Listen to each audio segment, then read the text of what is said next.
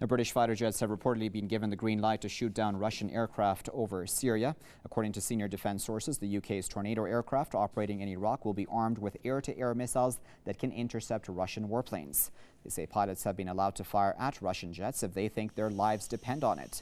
The military sources say it is just a matter of time before a deadly confrontation with Russian jets.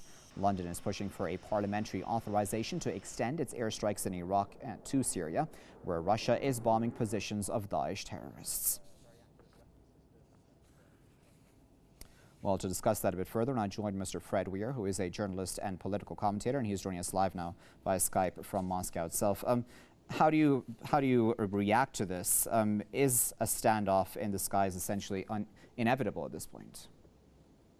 I don't think so. There is a lot of political tension between the West and Britain and the United States in particular, and Russia over Syria, over what is the mission there. They are at odds, and frankly, there's a lot of confusion about it as well. And it's a dangerous situation. There is no denying that. But this is the kind of news item that comes out at times like this. It really hyperventilates about the danger. I am absolutely sure that British planes in war zones are always armed and under orders to defend themselves if attacked. But I'm equally sure that the Russians have absolutely no intention of attacking British warplanes. With just a little bit of caution on both sides, no confrontation of that sort will happen.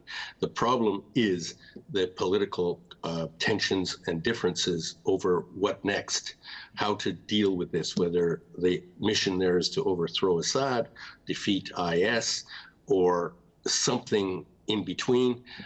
These tensions are growing. We're going to hear a lot of that, and frankly, we're going to hear a lot of scaremongering news stories like this in the weeks to come. Indeed, and I wanted to ask you about that because you mentioned Daesh there, and I'm wondering, the U.S. certainly is part of this coalition because its declared goal, at least, is to fight Daesh. So I'm wondering why all these tensions then? Why aren't all these countries working together? Well, one thing the Russian intervention has made perfectly clear is that the American and Western, British and Saudi and Qatari goal always was to overthrow Assad. They made this, IS appeared. It is a scary, monstrous organization. It is a thing that everybody will focus on.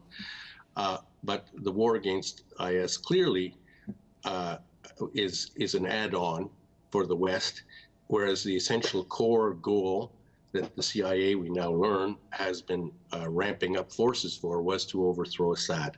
The Russians have come in, and their goal is to bolster Assad, save the Assad regime, and also try to restore order to Syria on the basis of that regime. This is a big difference, and this is what they're quarreling over now, this is a problem. Okay, we'll leave it there at that point, but as always, Mr. Weir, we do appreciate your insight. That was Fred Weir, who speaking to us live from Moscow.